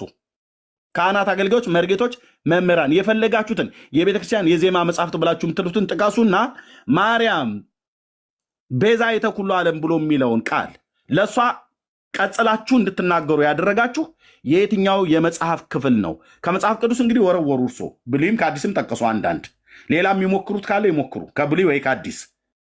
ካልሆነስ ወደ ዜማ መጽሐፍቶች እንግባና እንነጋገር ነው። ብንፈልግ በቤተክርስቲያኒት ውስጥ ያገኘኑ መሰረት የሆነው ትምህርቷ ማርያምን ቤዛዊተ ኩሉ ዓለም ብላ ለማለት ነገረ ማርያም የሚባል መጽሐፍት ላይ የተጻፈ ክፍል ነው። ቅድም ዲያቆና ጊዜ ሲናገር የነበረው ለ9999 ነፍሳት ሞተችላቸው። እኔ ደቂቀ አዳምን ያዳንኩት ተገፍፌ ተገርፌ ተሰቅዬ ሞቼ ተቸንክሬ አይደለምን? አንቺም ለእነዚህ ነፍሳት በኃጢአታቸው ካልሞትሽላቸው በገሃነመ እሳት ወርደው ይቀራሉ ብሎ ሲላት ጊዜነ ኢየሱስ ክርስቶስ እንግዲህ አንድ ጊዜ አይደለም፣ እነዚህ በገሃነመ እሳት ወርደው ከሚቀሩ አንድ ጊዜ አይደለም 7 ጊዜ ልሙትላቸው ብላ ሞተችላቸው ብሎ ይላል። ከዚህም የፍጥረት ሁሉ መጽደቂያ ሆነ ተገኝታለች። ስለዚህም ውህብት ስውጥት ብሎ አላት ይላል። አሁን እኛ የፈለግነው ማርያምን እንላታለን ከሆነ መብታችሁ ነው። ብለናል አንድ መምህር ብለን የምንላቸው አሉ። ብያለሁ ማለት ነው። በብያለሁ አይሰራም። የኢትዮጵያ ኦርቶዶክስ ቤተክርስቲያን ጥንታዊት ቤተክርስቲያን ሆና ይህንን ያህል ትምህርት የራሳችሁ ፓትርያርክ ማለት ጳጳስ ማለት ነው። ሶሪ የራሳችሁ ጳጳስ ብፁዕ አቡነ ገብርኤል ምን አሉ? ማርያም ቤዛዊተ ኩሉ ዓለም አትባልም አሉ። አሁን ሁሉም ሽማግሌውም ሊቁም ደቂቁም ባልቴቱም በሙሉ ይዞ ወጣ ሊሳደብ ማለት ነው። ግማሹ በዘር ሰደባቸው፣ ግማሹ ያላቸውን ክህነት እንኳን ስልጣን አላከበሩ።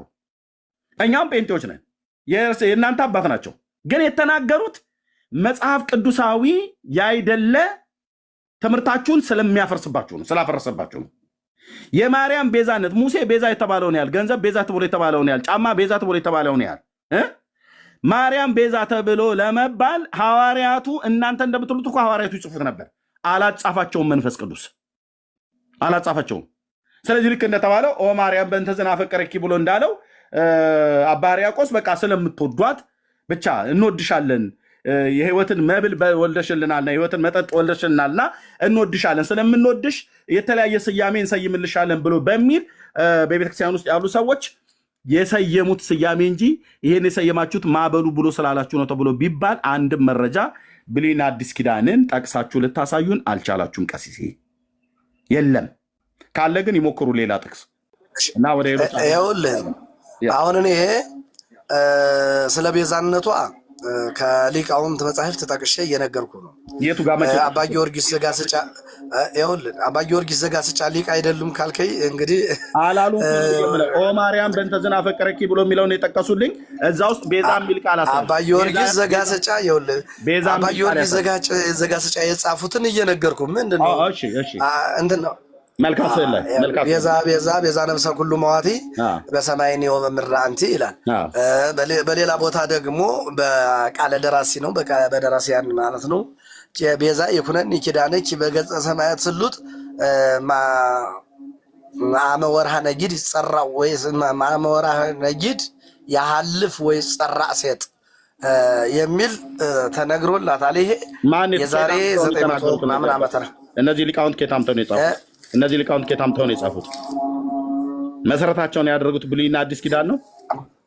በመንፈስ ቅዱስ ተቃኝተው ነው እንጂ እኔ አባት ከየት መጥቶ ይጻፋል ብለን መንፈስ ቅዱስ ምንጭ አይቀዳ ያድምጡ። መንፈስ ቅዱስ ያድምጡ። ቆይ መንፈስ ቅዱስ አስቃኝቷቸው ነው ያጻፋቸው አባ ጊዮርጊስ ዘጋስጫ እና አባ ሕርያቆስን እንዴታ ነው ወይ ብለው እና ዛራ አደረባቸው ልበል ነው በሉኝና ከዛ ጥያቄ ሊቀጥል መንፈስ ቅዱስ ነው ያጻፋቸው በሚገባ ነው እንጂ እሺ መንፈስ ቅዱስ ካጻፋቸው በሰማይና በምድር ላሉ ነፍሳት የሟች ነፍሳት ሁሉ ቤዛ የሆንሽ አንቺ ነሽ ነው ብሎ ያሏት አይደል? እንዴታ ኦኬ። ቅዱስ ጳውሎስ በጢሞቴዎስ መልእክቱ ላይ ማን ነው የዓለም ቤዛ ብሎ ያለው? አሃዱ እግዚአብሔር በጢሞቴዎስ መልእክቱ ምንድን ነው ያለው? ቅዱስ ጳውሎስ አሃዱ እግዚአብሔር ወአሃዱ ኅሩይ ያለው ጋር ምዕራፍ 2 ጢሞቴዎስ 2 ላይ ያለው ነው። ይኸውልህ ምንድን ነው ያለው? ቀዳማዊ ማነው? ዳህራዊ ማነው? ቀዳማዊ አዳም አልጠየቆትም። ቅዱስ ጳውሎስ አዳም ኢየሱስ ክርስቶስ አልጠየቆትም። ቀሲስ ቅዱስ ጳውሎስ በጢሞቴዎስ መልእክቱ ላይ ቤዛ ብሎ ያለው ምዕራፍ 2 ላይ አሃዱ እግዚአብሔር ወአሃዱ ኅሩይ ብሎ የሚለው ክፍል ላይ ማን ነው ቤዛ ብሎ ያለው? እግዚአብሔርን ነው፣ ኢየሱስ ክርስቶስን ነው። የዓለም ቤዛ ብሎ ያለው ሐዋርያው ቅዱስ ጳውሎስ ኢየሱስ ክርስቶስን ነው አይደል? እንዴታ አባ ሕርያቆስ ታዲያ የሐዋርያቱን ትምህርት እና አባ ጊዮርጊስ ዘጋስጫ የሐዋርያቱን ትምህርት ነው የምንቀበለው ሐዋርያው ስልጣን እኛ ጋር አለ ብላችሁ የምትሉት ከሐዋርያት ትምህርት ጋር የተጣላ ቅዱስ ጳውሎስ ክርስቶስ ነው ብሎ ሲል አባ ሕርያቆስ አላሉም። ሲጀምር አባ ሕርያቆስ ቅድም ባሉበት ላይ አባ ጊዮርጊስ ግን እዚህ መልክዓ ስዕል ላይ በተጻፈው ተማጸንኩ እግዚእቴ ብሎ የሚለው ክፍል ላይ ከየት አምጥቶ ነው ከሐዋርያው ጋር የማይስማማ ከሐዋርያቱ ትምህርት ጋር የማይስማማ ጳውሎስ ክርስቶስ ነው ይላል የዓለም ቤዛ። አባ ጊዮርጊስ ዘጋስጫ ደግሞ ተማጸንኩ እግዚእቴ ብሎ በሚለው ላይ ማርያም ነች ይላል። የትኛውንም ትምህርት አመሰግናለሁ ኤርሚያስ አመሰግናለሁ። ቆይ አዳምጠኝ አንዴ አዳምጠኝ። ከሁለቱ አንዱ የትኛው ነው እውነተኛ? እሺ አዳምጠኝ። ቅዱስ ጳውሎስ የዓለሙ ቤዛ ኢየሱስ ክርስቶስ የኔ ጥያቄ እሺ የዓለሙ ቤዛ ኢየሱስ ክርስቶስ እንደሆነ ጽፏል። አዎ ማን ነው እውነተኛ? የዓለሙ ቤዛ ኢየሱስ ክርስቶስ የተገኘባት ንጹህ ዘር አልጠየቅኩትም። ቀሲስ እኔ ሚዩት ማድረግ አልፈልግም፣ እሱ አገልጋይ ስለሆኑ የጠየቁትን ጥያቄ ከጳውሎስ እና ከአባ ጊዮርጊስ ዘጋስጫ ማን ነው ትክክለኛ? ሁሉም በመንፈስ ቅዱስ ተቃኝተው ነው እኮ ማን ነው ትክክለኛ? አባ ጊዮርጊስ ዘጋስጫ ማርያም ናት የዓለም ቤዛ ብሎናል። የሟች ነፍስ ሁሉ ቤዛ አባ ጊዮርጊስ ዘጋስጫ ማርያም ናት። ለእኔ እንደ ኦርቶዶክሳዊ እምነቴ ሁለቱም ቅዱስ እግዚአብሔሮች ናቸው። ያድምጡኝ፣ መልስ ይመልሱልኝ። አሁን ካልሆነ ወደ ሌሎች መምህራን እንደሚሄዱ ጫጫታ እንደሆነ እኔ ቅዳሴም አለ ከበስተኋላ ማይኮት በጣም ነው የሚረብሸው። እንደዚህ ማውራት አልፈልግም፣ በጣም ጫጫታ ባለበት ማለት ነው። አሁን ሲከፍቱ ቀሲስ የምጠይቆት አጭርና ግልጽ እንዲመልሱልኝ ከቅዱስ ጳውሎስ የጢሞቴዎስ መልእክቱ ላይ መጽሐፍ ምዕራፍ 2 ላይ የተናገረው እና ከአባ ጊዮርጊስ ዘጋስጫ መልክዓ ስዕል ላይ ተማጸንኩ እግዚእቴ ብሎ ባለበት ክፍል ላይ አባ ጊዮርጊስ ጢሞቴዎስ ምዕራፍ 2 ቁጥር ስንት ላይ ነው? ምዕራፍ 2 ከቁጥር 1 ጀምሮ እስከ ቁጥር 6። እሺ በተለይ ቁጥር 5 እና 6 ላይ ቀጥል በቃ ቀጥል። እሺ ላዳምጥ። ቅዱስ ጳውሎስ እዛ ጋር ክርስቶስን ነው ቤዛ ብሎ የሚለው የዓለም ሁሉ ቤዛ ነፍሱን ስለ ብዙዎች ቤዛ ሰጠ ይላል። ነፍሱን ስለ ብዙዎች ስለ ሁሉም ቤዛ ሰጠ ይላል። እዚህ ደግሞ ተማጸንኩ እግዚእቴ ብሎ የሚለው ላይ አባ ጊዮርጊስ ዘጋስጫ በመልክዓ ስዕል ላይ ሁሉ ጭምር የተጠቀሰው ቅድም ያሉት ላይ አይ ለሟች ነፍስ ሁሉ ነው የሚለው። የሟች ነፍስ ሁሉ በሰማይም በምድርም የሟች ነፍስ ሁሉ ነው ብሎ የሚለው ቤዛ ነፍሰ ሁሉ ነው የሚለው። ለሁሉም ነፍስ ቤዛዋ የሆንሽው በሰማይም በምድር አንቺ ነሽ ይላል። ጳውሎስን ነው የምንቀበለው ወይስ አባ ጊዮርጊስ ዘጋስጫን? ይሄን ከሁለቱ አንዱ ይለዩልኝ። ማን ነው ትክክለኛ፣ ማን ነው ሐሰተኛ? ወይስ ሁለቱም ትክክል ናቸው? ቀሲስ እሺ ለእኔ ቅድም ነግሬሃለሁ። ቅድም ምን አለ መሰለህ ቅዱስ ጳውሎስ ብርሃነ ዓለም ቅዱስ ጳውሎስ ትክክለኛ አይደለም ብዬ እንደማልልህ መቼም ታውቃለህ። ቅዱስ ጳውሎስ አባ ጊዮርጊስ ዘጋስጫም ልክ ከቅዱስ ጳውሎስ ስር ያሉ ትልቅ የቤተ ክርስቲያን አባት ናቸው። ለምን ጳውሎስ ካለው ቃል ጋር ለምን አልተስማሙም ታዲያ? አባ ጊዮርጊስ ለምን ማርያም ነች ብለው ይሉናል? ጳውሎስ ኢየሱስ ነው ብሎ በምንም የሚቃረን እኮ የለበትም። ቃሉ እኮ አንተ የራስህን ፍላጎት ስላላሟላለህ እንጂ አዳምጠኛ። መቼም ለኦርቶዶክሳውያን የውርደት ዘመናችሁ ነው የሆነው። እንደዚህ ቆይ ቀሲስዬ ማይክም ስላለ ነው። ከበስተኋላ ቅዳሴ አለ፣ ከበስተኋላ ቅዳሴ አለ። ጫጫታውን ለመቀነስም ነው። ያድምጡኝ። እኔ እዚህ ጋር ከእርሶ ጋር አቆማለሁ። ቀሲስ ማይክራፎን አለ ከኋላ ቅዳሴ ነው የምለውት። የእርሶ ድምፅ ብቻ ሳይሆን ቅዳሴውም ጭምር አለ። አንድ ያድምጡኝ። ኦኬ ቅዱስ ጳውሎስ ኢየሱስ ነው ብሎ አለን። አባ ጊዮርጊስ ዘጋስጫ ቆይት ከኋላ የመጣ አይን አወጣ እንደሚባለው ማለት ልክ እንደ ነቢዩ መሐመድ መጣና ምን አለ? ጌታችን መድኃኒታችን ኢየሱስ ክርስቶስን ፍጡር ነው አለ።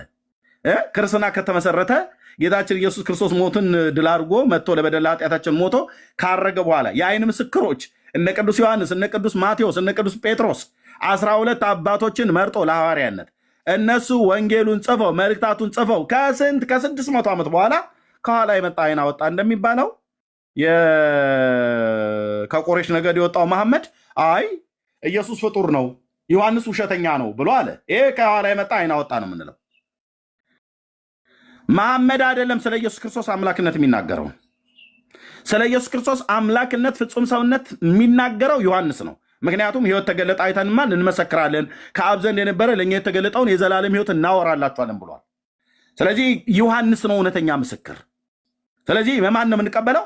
የመሐመድን ኤክስ እናደርጋለን። ኢየሱስ ፍጡር ነው ብሎ ያለውን ጌታችን መድኃኒታችን ኢየሱስ ክርስቶስ ፍጹም አምላክ ፍጹም ሰው ነው ፈጣሪ ነው ብሎ የነገረንን የዮሐንስን ነው የምንቀበለው ማለት ነው። የሌሎቹን ሐዋርያት ነው የምንቀበለው።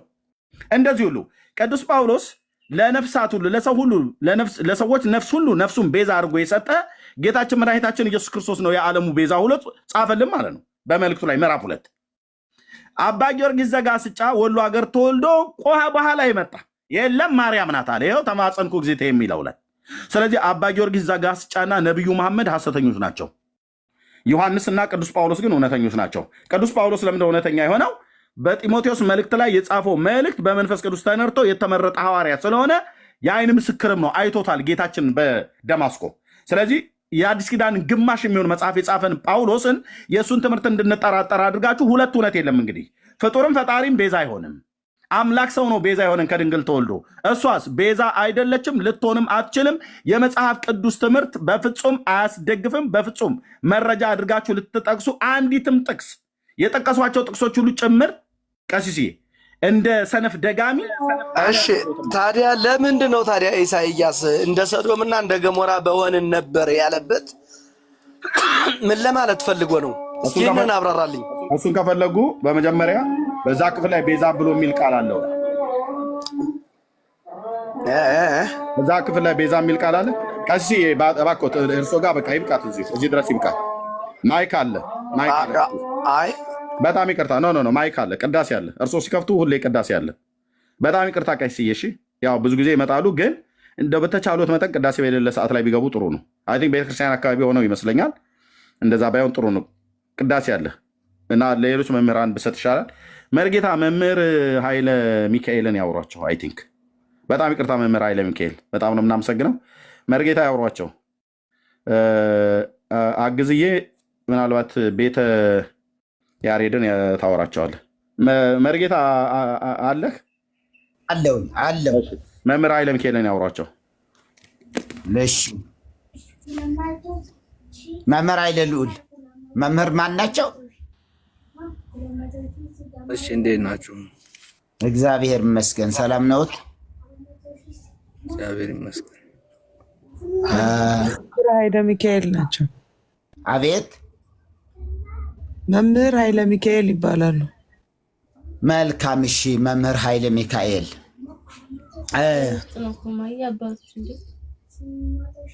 ማን ነው? ላውራ ሌላ ሰው ያወራ ያለ ይመስለኛል። እሺ መምህር ኃይለ ልዑል ቆይ መላከመዊ ከታች ያሉት መምህር ድምፆት ይሰማል፣ የሴት ድምፅ ይሰማል። ሚዩት ያርጉት ማይኩን። መላከመዊ እሺ መላከመዊ ሴት አለች ከእርሶ ጋር? ልጃቸው ድምጿ እየወጣ ነው። ካህን ይመስሉኛል። ኦኬ ሚዩት አይሆኑ። ስለዚህ ይውረዱ እሳቸው። ድጋሚ ላኩ። ከድጋሚ ትለውታለ። ይቀጥሉ መርጌታ። ደግሞ ለመነኮሳት እኮ እንዲያውም ትርአይ ገጻ ወይ ትስማ ድምፃ ነው እኮ የሚለው። እንዲያው በእውነት ከሆነም እንደሱ ነው። ጭራሽ ለእኛ ሁሉ አሰሙን እኮ እዚህ ካህን ሊሆኑ ይችላሉ። መርጌታ። እሺ መምህር ኃይለ ልዑል ሰላም ለእርሶ ይሁን። እግዚአብሔር ይመስገን። እሰይ። እንግዲህ ቤዛነትን በተመለከተ ርዕሱን አይተውታል። ማርያም የዓለም ቤዛ አትባልም ያሉትና አቡነ ጎርጎሪ አቡነ ገብርኤል ያሉትን ማለት ነውና ያንን መሰረት በማድረግ ነው የተባለው። ስለዚህ መጽሐፍ ቅዱስ ምን እያልን ነበረ ቅድም? አግዛቸውም ሲናገር ሰምተውት ከሆነ በማስረጃ የተደገፈ ነገር እንዲመጣ ከአዋልድ መጽሐፍ ከሰዓታት ከምናምን ሊኖር ይችላል። አዎ የሚዳኘን ቤተ ክርስቲያኒቱም የተቀበለችው መጽሐፍ ቅዱስ ስለሆነ ምናልን ገንዘብ ቤዛ ተብሏል፣ ሙሴም ቤዛ ተብሏል፣ ሌሎችም ሁሉ ቤዛ ተብለዋል። ክርስቶስ ደግሞ የዓለም ሁሉ ቤዛ ነው። ምን ስለሚል መጽሐፉም ዘመጠወ ርእሶ ቤዛ ኩሉ። ሐዋርያ ጳውሎስ አንደኛ ጢሞቴዎስ ላይ በጻፈው መልእክቱ ዘመጠወ ርእሶ ቤዛ ኩሉ፣ ነፍሱን ለሁሉ ቤዛ ሰጠ ስለሚል አሁን ማርያም ቤዛ ተብላለች ወይ? በመጽሐፍ ቅዱስ በእግዚአብሔር ቃል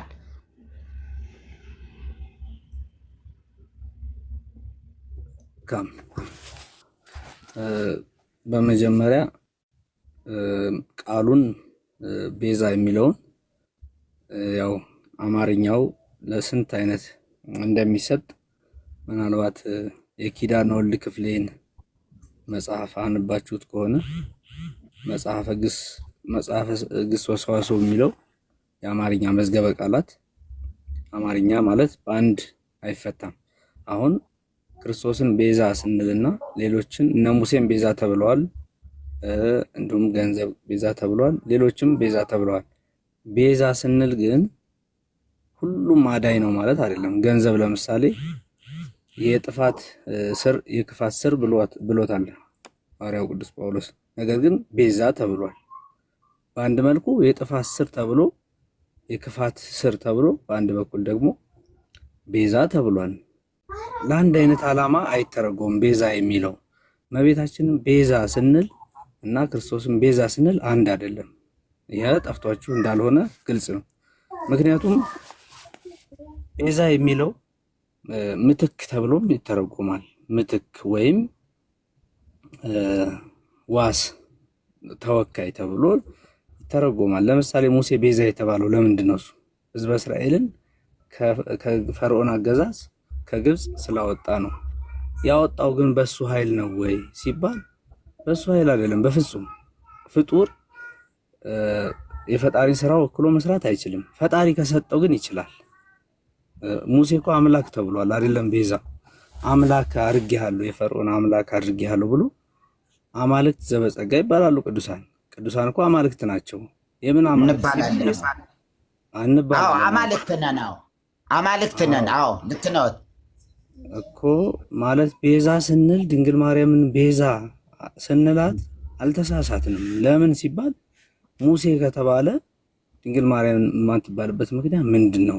መነሻችን ደግሞ እናንተ ምናልባት ቆይ መጀመሪያ ስሙኝ።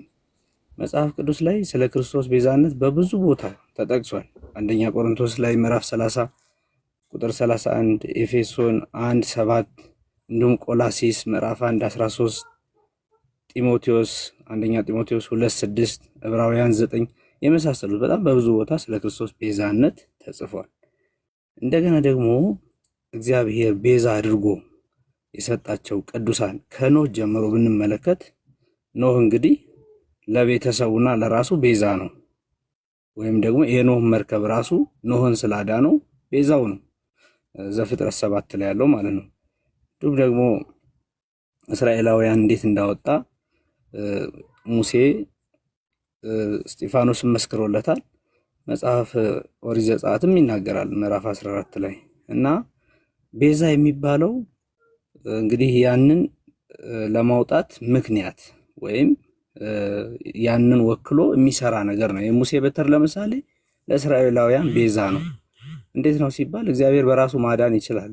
የኤርትራን ባህር ያለ በትር መክፈል ይችላል። እግዚአብሔር በቃሉ ብቻ መክፈል ይችላል። ነገር ግን በበትርህ የኤርትራን ባህር ክፈለው ተብሎ ተነግሮታል። ያንን አድርጓል።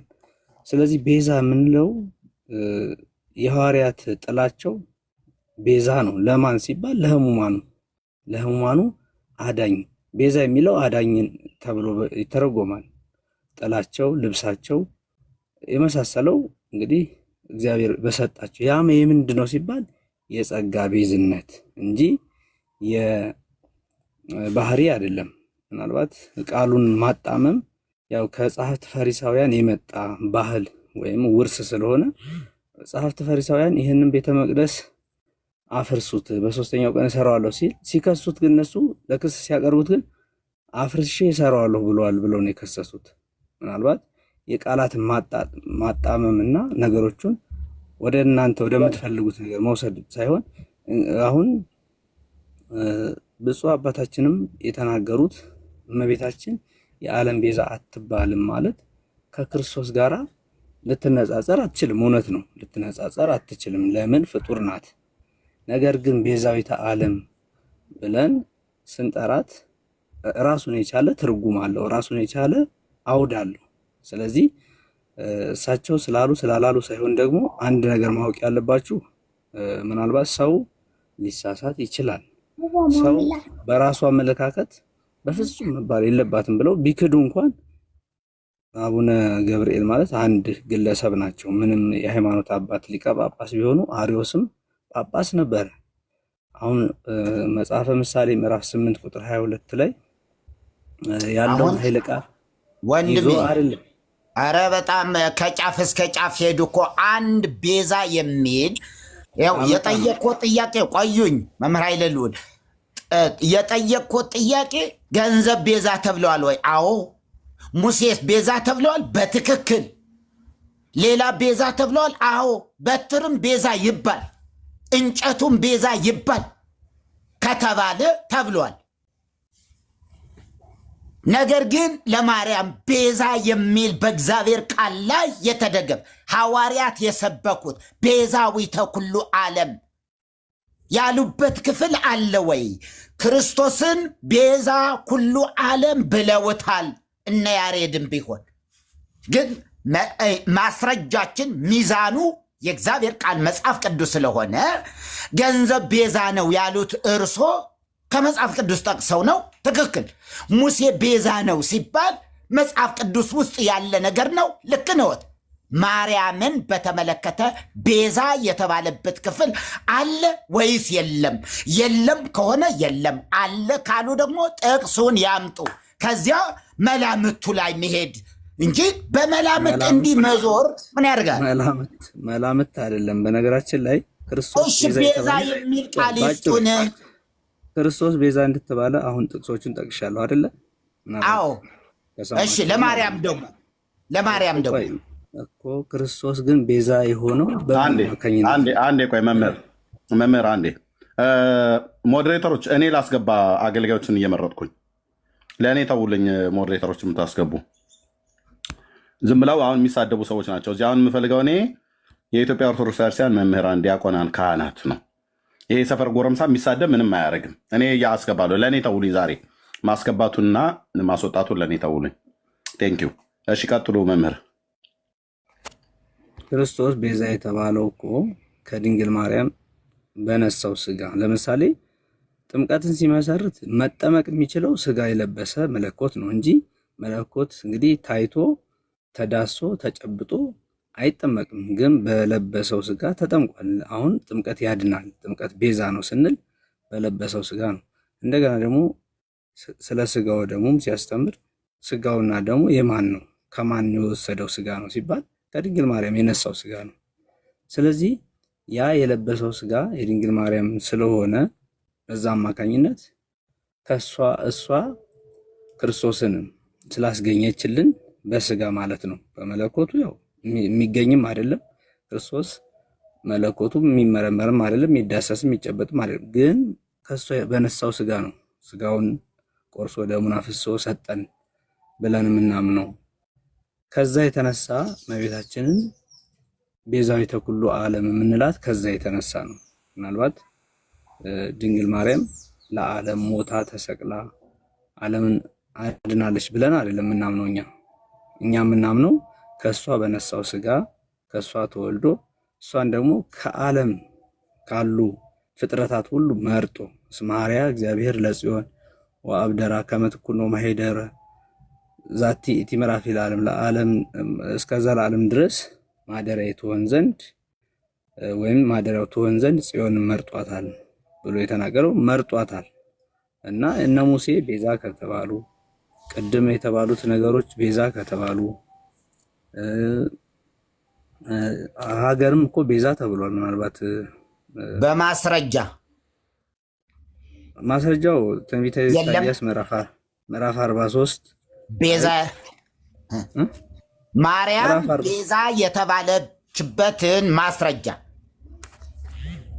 እያንዳንዱ እኮ ማለት ለመናፍቃን ምላሽ ለመስጠት አይደለም መጥቀስ አይጠበቅብንም። በነገራችን ላይ ቅድም የገቡት መምህር ትክክል ናቸው። አሁን ለምሳሌ እኛ እንደናንተ ቅዱስ ያሬድን አንጥልም እና አባ ጊዮርጊስ ዘጋስጫን አንተውም። ምክንያቱም እነሱን ሊቃውንት ብለን እንቀበላቸዋለን። እናንተ ግን ስለዚህ መጽሐፍ ቅዱስ የለም ይበሉኝ። አሁን በህዝቡ ፊት መጽሐፍ ቅዱሳዊ ማስረጃ የለንም።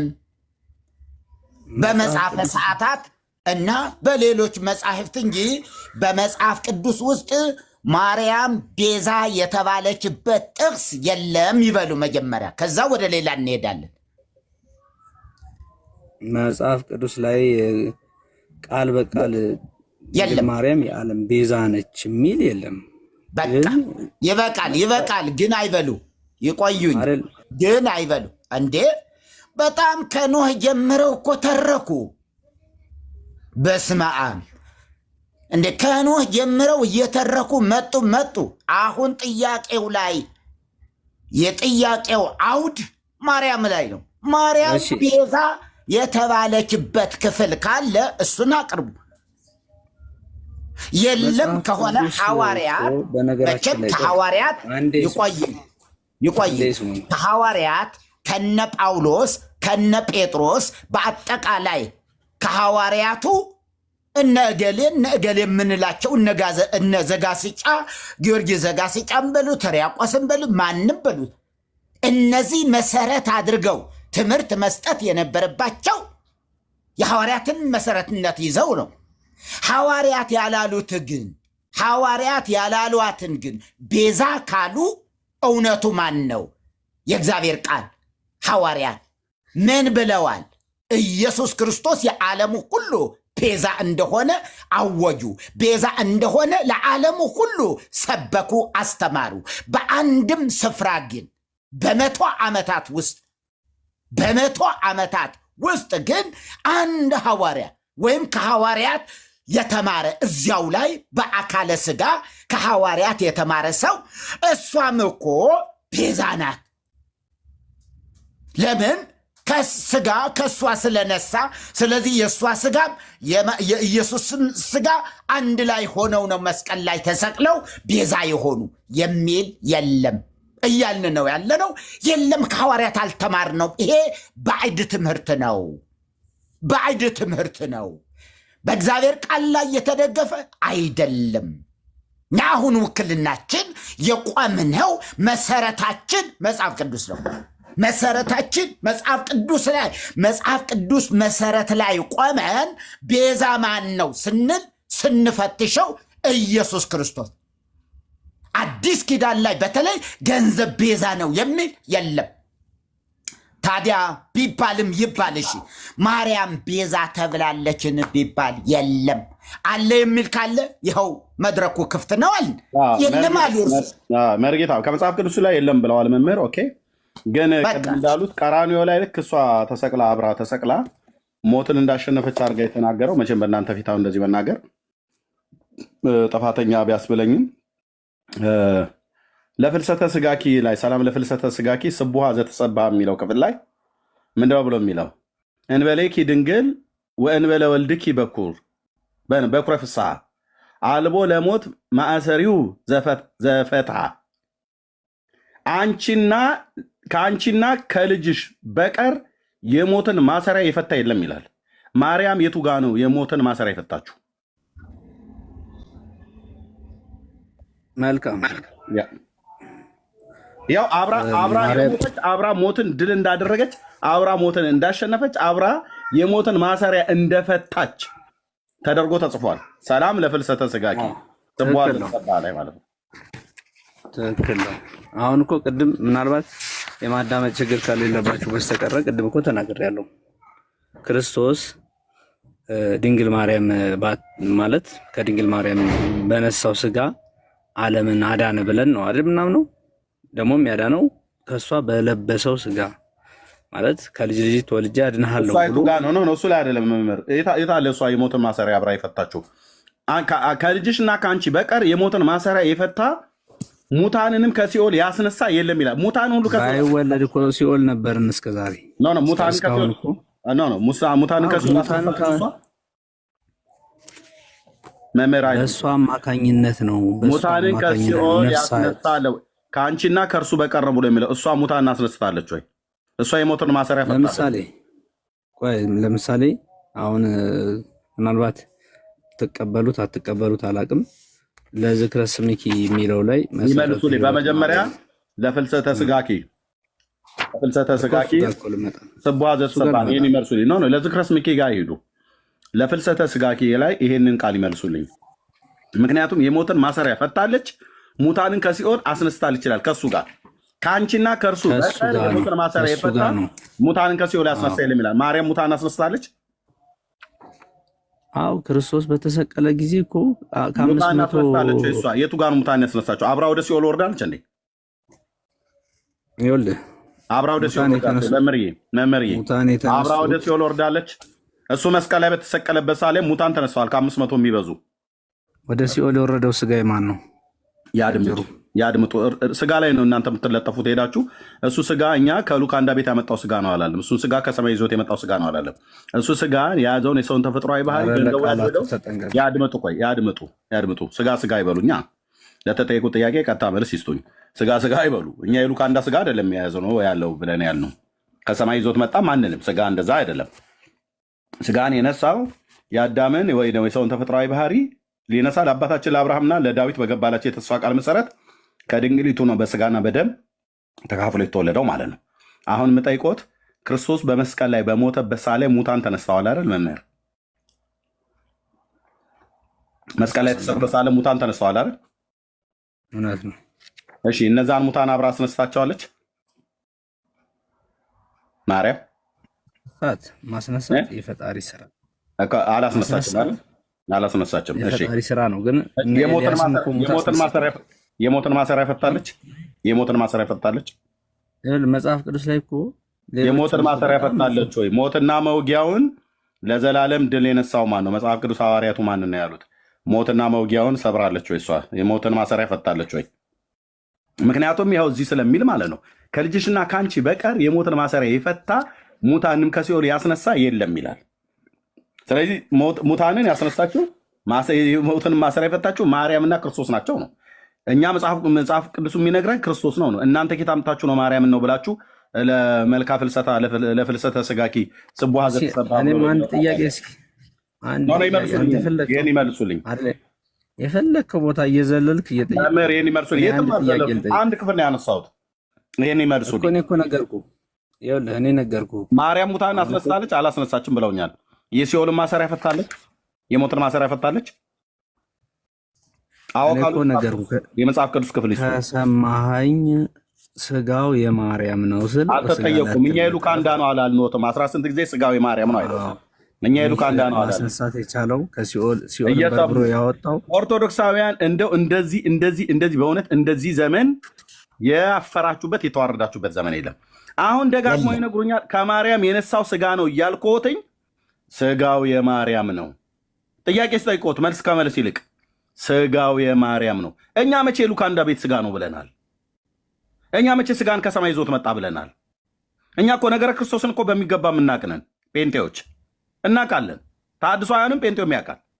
የተጠየቁት የሞትን ማሰሪያ የፈታና ሙታንን ከሲኦል ያስነሳች ማርያም ከክርስቶስ ጋር ሆና ነው ወይ ነው የተባሉ